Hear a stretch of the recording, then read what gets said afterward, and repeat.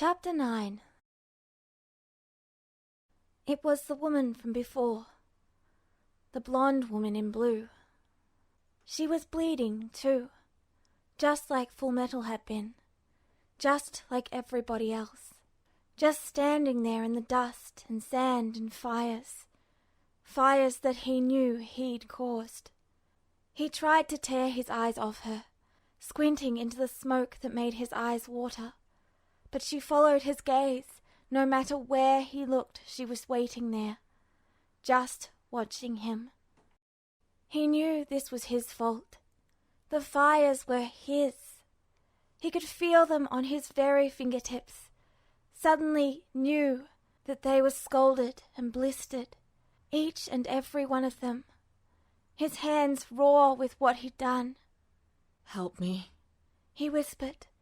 Couldn't even hear it over the screams. Didn't know why he was asking for it when he didn't deserve it. "Help me, please." He stared up at the woman, meeting her steady, impassive eyes as she just stood there against the smoke and the flames, and she didn't help him. "Who am I?" she asked again. "I don't know. I'm sorry." He half sobbed. "I don't know." "You don't deserve my help. You betrayed me. You betrayed me like you betrayed everyone." She stopped, watching him still, made no attempt to kneel down to his level. "Who am I?" He shook his head pathetically, choking on his breath, staring in rising despair at the scene around him. A ruined street, worn and cracked and scorched, buildings crumbling, ruins splattered with fresh blood. A city. It had once been an entire city, hadn't it? There'd been people here, lives, children. He knew this place. He wasn't just here now, he'd been here before. He'd been here when it was still a city, and he had been the one to reduce it to bits. He could hear the fires in his ears over and over again as he blew this place apart, and not just the place, but the people too. He'd done this, hadn't he? Hadn't he? "Yes, you did, Roy," the woman said, and he tore his horrified gaze back to her, chest heaving as she watched him.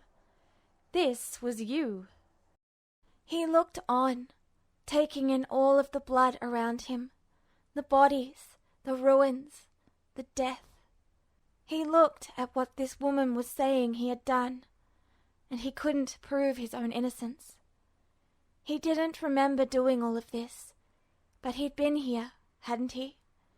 He could hear the earth-shattering explosions and blood-curdling screams, as real as the woman in blue and the tattoo on his back. Felt himself flinching and crying out with each one, terror coursing through him and panic flooding him with every blow.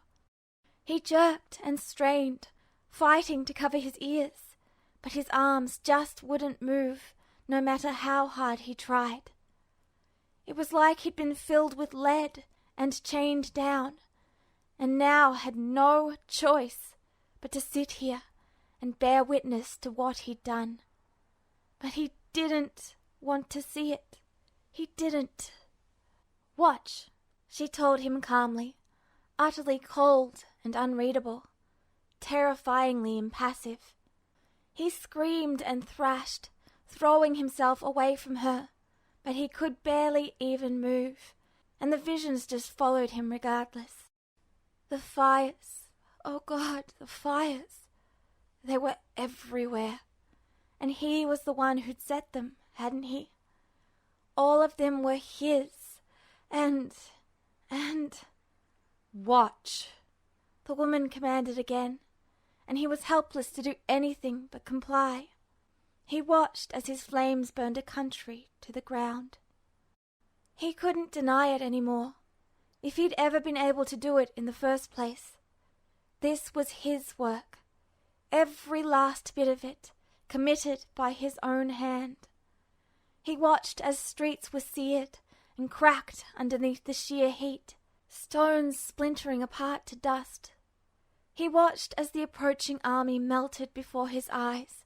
A squad of 12 soldiers blasted to bits with one raise of his hand. He watched as he slaughtered a nation. He watched with the woman as he turned his flames even on the women and children that ran from him for their lives. "You did this," she told him again, and when he desperately shut his eyes, all he could see was the red of the heat, even in the darkness. "You did this. You betrayed me." A smoky, indistinct hand grabbed his face and wrenched his eyes open, forcing him to watch again as the fires razed homes, schools, innocents to the ground, and he knew it was his fault. "Why?" she asked him again, and it hurt all the more that her voice was just a steady, calm murmur, and not the screams that echoed in his own head. "Who am I?" "I don't know."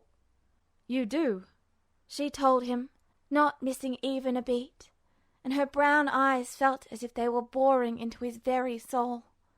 "Remember, Roy," she commanded softly, and then she was gone, and he'd been left with his fires, and no way to stop them burning the world down, and him with it. He wasn't sure if he screamed again. His throat hurt like he was, but he couldn't hear it over the overpowering rush of the flames. "What's my name?" There were other faces, others that he knew besides the woman.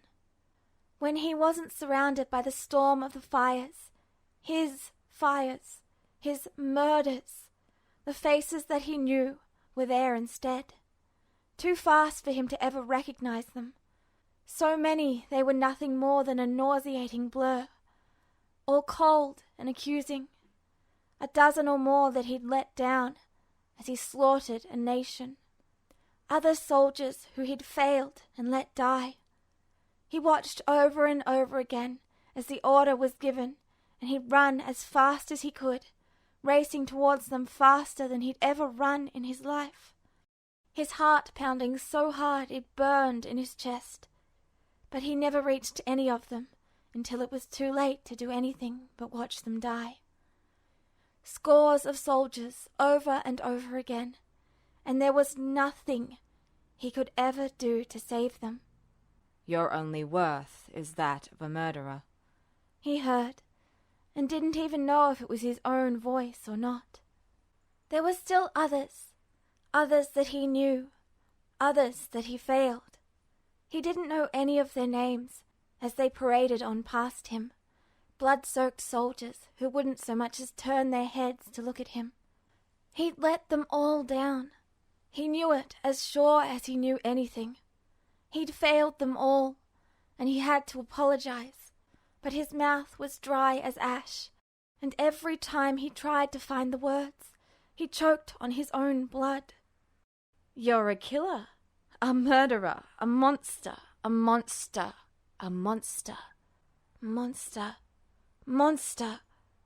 Fullmetal's face was there too sometimes, terrifying, and turned away from him like he knew he was a killer. He saw him over and over again, saw him small and bleeding, hunched over in a wheelchair, like the very life and soul of him had been ripped out. "Was that me?" He tried to ask, horror brewing in his chest, visions of the children he'd killed, flashing and flashing before his eyes. "Did I do that to him?" But it was already gone. He saw the boy on his own 2 feet. Since when? Since when did he have both legs? What? But the boy was screaming at him, rage in his eyes, waving an arm about like he wanted to hit him. He'd apologized. He was sorry. Roy swore to God that he was sorry, but he didn't know what he'd done. "You're a murderer," he heard again, and this time saw the speaker, an indistinct shadow again, a dark form with glasses that leaned over him and when he shrank back, just moved even closer. I told you. You have to be a murderer here. You don't have a choice. It's your orders, Major Mustang. Kill them. He gasped and tried to pull away again, but his arms were pinioned, and each and every struggle just made it harder to breathe. Panic expanded in his chest, and he fought and sobbed, but the smoke and flames and the man just wouldn't go. I'm sorry, he babbled. I don't want to see this anymore. Stop! The man said something else. Roy didn't even know what. Couldn't hear it over the fires. All he saw was him stepping closer again, hands patting all over again, a blanket materializing from nowhere to be pulled over his shoulders.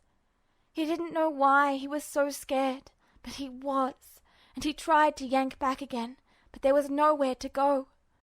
The hands reached for his face, and this time Roy lunged out and bit them. More shouting and screaming, more hands all over him, more voices in his head. His face felt bruised and his body was sore, and all he could do was scream as he burned the world alive. And then the man was gone, and he tasted blood still in his mouth, and there was nothing in the world anymore but the people he'd killed. He killed them all. This time, when he tried to scream, it felt like it was being shoved back down his own throat. I'm sorry. I don't want to be here anymore. I'm sorry. I'm sorry for it all, so please just stop. He hated all of this and just wanted it over. He couldn't be here anymore. He wanted to take Fullmetal and go home, wherever or whatever that was. He just wanted to take Fullmetal and go home. He couldn't be here anymore. It was too hard, too much, all of it. He was so sorry and didn't want to see any more. But he'd hurt Fullmetal, hadn't he? He remembered. He'd seen Fullmetal like that when his limbs had first been taken. He'd seen him. He'd... You hurt him. You did this to him. No, I didn't. I wouldn't have. It was you. Fullmetal. He'd done this. He'd done it all.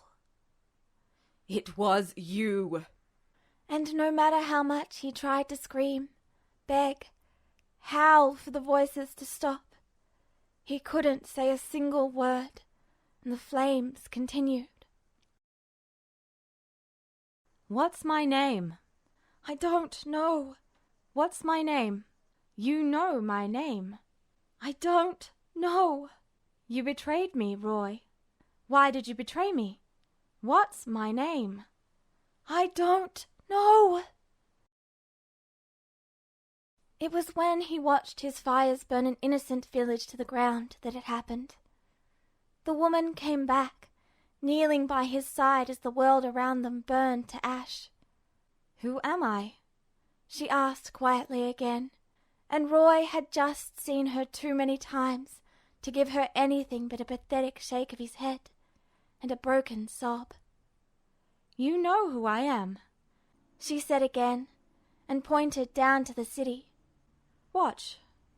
I can't see this again. I'm sorry. Don't make me. But you have to watch, she told him, and even as he tried to close his eyes, he still saw the searing red of the embers scorched down to his soul. You know what happens, Roy. Part of you remembers. You have to let it happen. Let the part of you that remembers show the rest of you who you really are. She pointed to the burning village again, to the screams, to the children dying, the lives destroyed, and whispered, Let me show you. And he just didn't have the strength to stop it anymore. He watched as the village burned. He watched himself destroy it, flames alight on his hand, and burning the world alive. He watched as the earth itself was scorched, and as he tore it to pieces, He watched until his eyes bled and his soul had died, and there was nothing left in the world but ash. Please.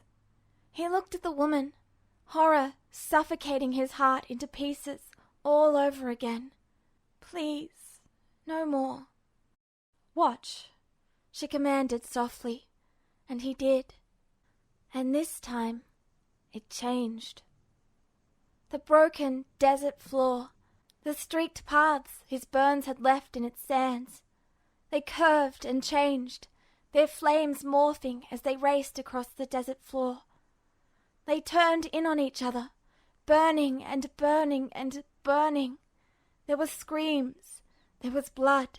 He could smell burning flesh, but this time there was a point. The black, burned sands were forming something, come together to create something. You know, the woman chanted softly. You know this. Watch, Roy. And as he watched, the fires reached forward, and he felt their heat gnawing away at his very bones. But it was there.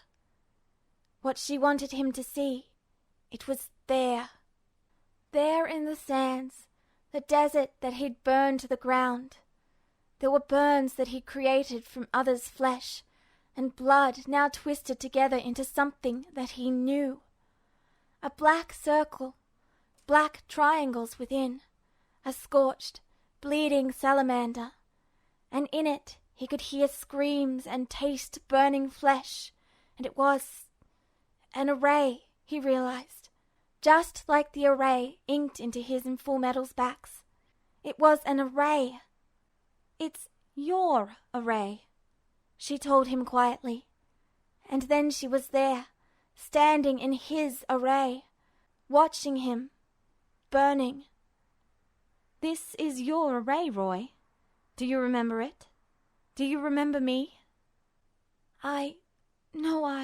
I'm sorry. But she just went on in that same soft, quiet voice, the one without accusation or blame, the one that would have been easier to hear if she'd been screaming it at him. Why did you burn me, Roy?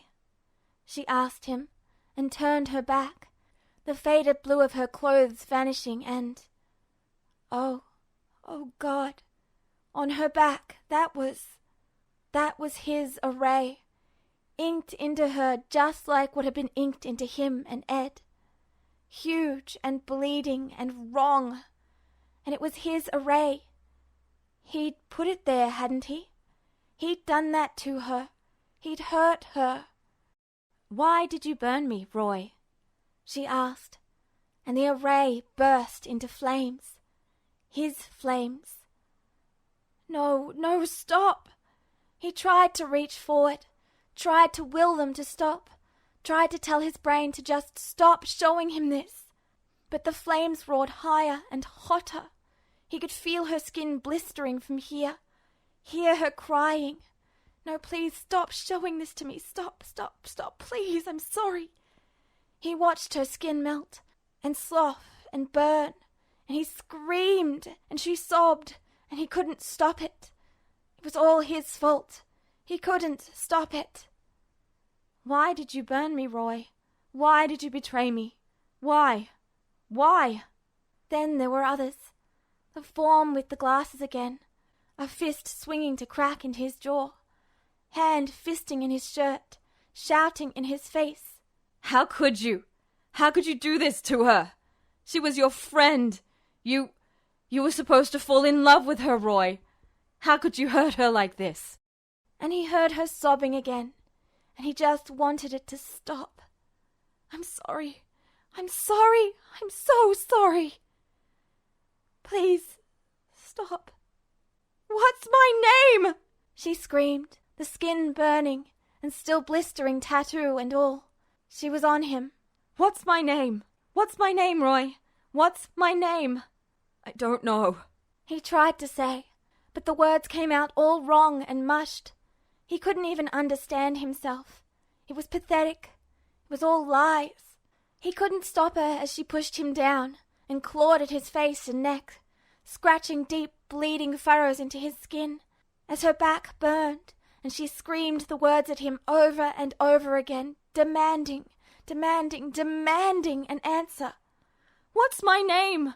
Why did you burn me? Why'd you betray me? What's my name? I'm sorry, I don't know. What's my name? She screamed again, and it was too loud. Everything was too loud. Fires roaring behind them, Ishval burning to the ground, Fullmetal shouting in pain, the soldiers he'd let die calling his name, a bird screaming, a hawk screaming. What's my name? What's my name? And her hands were on him again, scratching up his face, dripping, bleeding fingertips reaching for his eyes. It hurt. What's my name? The hawk was screaming, her hands reaching to gouge out his eyes. You know my name! Say it, Roy! Say it! Hawkeye! Everything stopped. Riza Hawkeye. The name echoed in his mind, over and over again. Blood dripped. He could still hear the faint sizzle of her skin that he'd caused. But the fires had stopped, and she remained frozen now, just kneeling over him with her hands on his face. And just like that, he knew. He knew with every fiber of his being that this was Riza Hawkeye. Riza Hawkeye. Riza Hawkeye. Riza Hawkeye. Riza Hawkeye. And for the first time since he had ever known her, Riza Hawkeye smiled. Yes, Roy, she told him. Remember that. Then, at last, she vanished. But the memory of her didn't, and Roy clung to that with absolutely everything he was worth.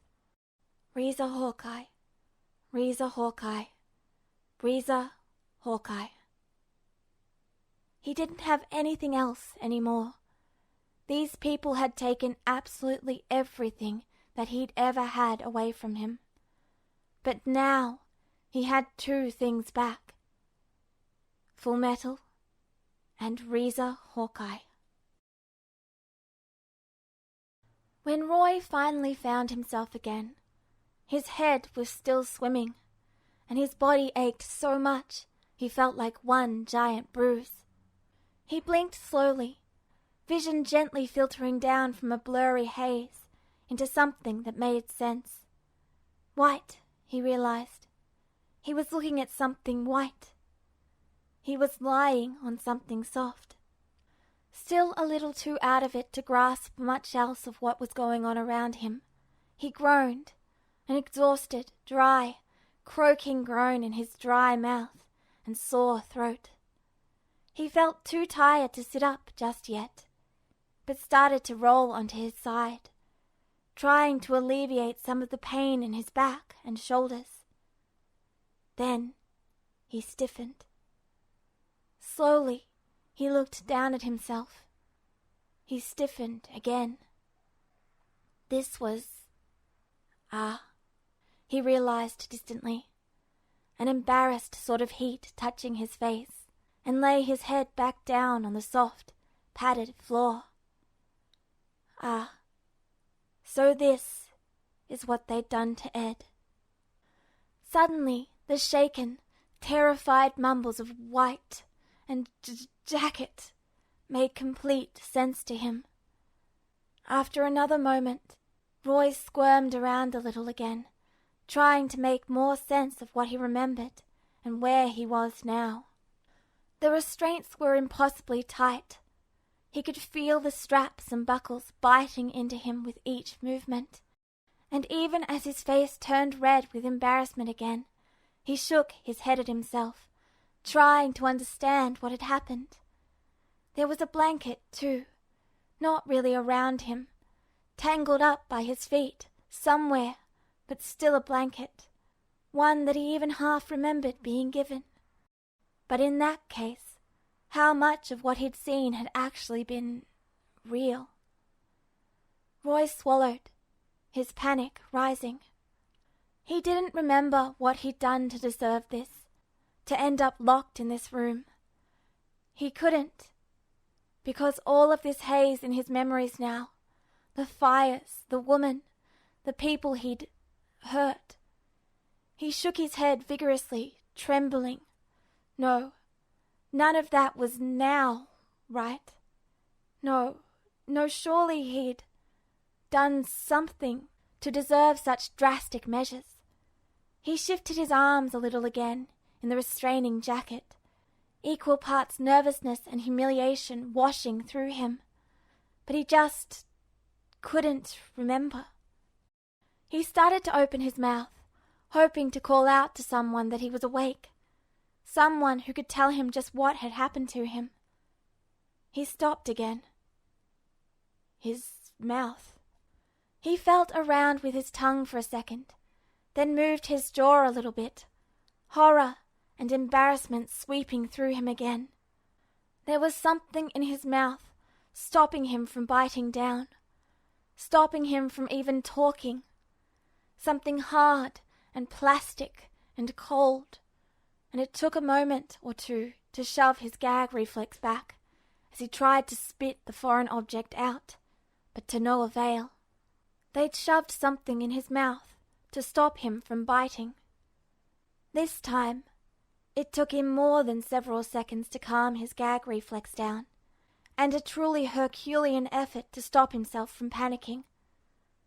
Slowly, fighting to keep calm, he looked around the room he'd found himself in again, trying to orientate himself and stop the anxiety attack he could already feel coming on. There was clearly no way out. He was pretty sure he could get to his feet and walk, but it didn't matter. Looking over to what he thought was the door into this little padded cell, there was not even a knob for him to grab if his hands had been free. There was no way to open it from this side, and unlike his usual hospital room, which, barred or not, still had windows, there was absolutely nothing of the sort here. There was no way out, and with that thing in his mouth, he didn't even have the recourse to scream for help. Which meant, he tried very hard to stress to himself, that someone would have to be along to check on him very soon. After all, they didn't want to kill him, right? This was an awful lot of trouble to go to kill someone. No, someone would have to come in here very soon, and when they saw he was conscious and coherent again, like, evidently, he had not been for a while, then everything would be okay, right? After all, if he was right about this having been what they put Ed through, that hadn't been meant to be permanent, obviously. They'd let Ed out of here. They'd have to let him out of here too. They had to. As hard as he tried to convince himself of it though, panic still beat in his chest, and it took every bit of self-control he had to stop himself from losing it. Riza Hawkeye. Riza Hawkeye. Riza Hawkeye.